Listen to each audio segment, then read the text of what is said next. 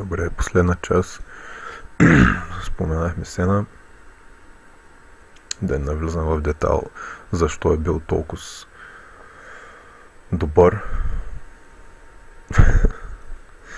Защото ще стане прекалено окултна цялата история. Значи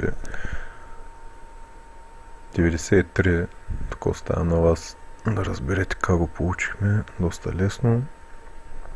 9 плюс 3 е равно на 12, 1 плюс 2 е равно на 3, 3 остава отгоре, 9 остава отдолу,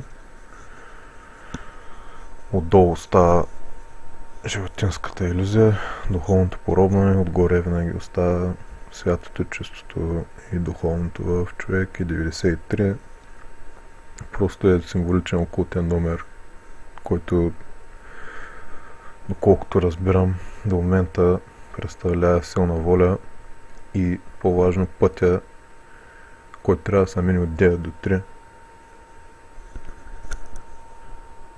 Трябва да се избяга от 9 и да се стигне до 3. Той символизира този номер. И да, силна воля. Воля и любов, всъщност с времето ще разберете, че една и съща са във Вселената, в Бог и в нас, което тези трите неща са едно и също нещо.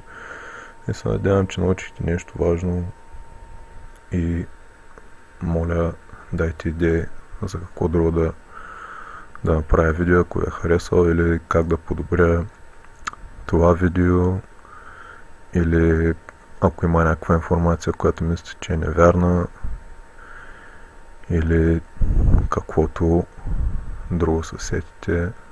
Ще оценя добри коментари, ами не просташки истории, като ко се занимаваш с глупости или някакви още по-тъпи работи. Тъпотията никога няма да свърши.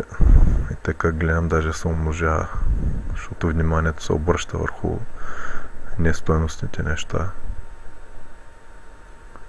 Окей. Have a nice day, друзья. See you.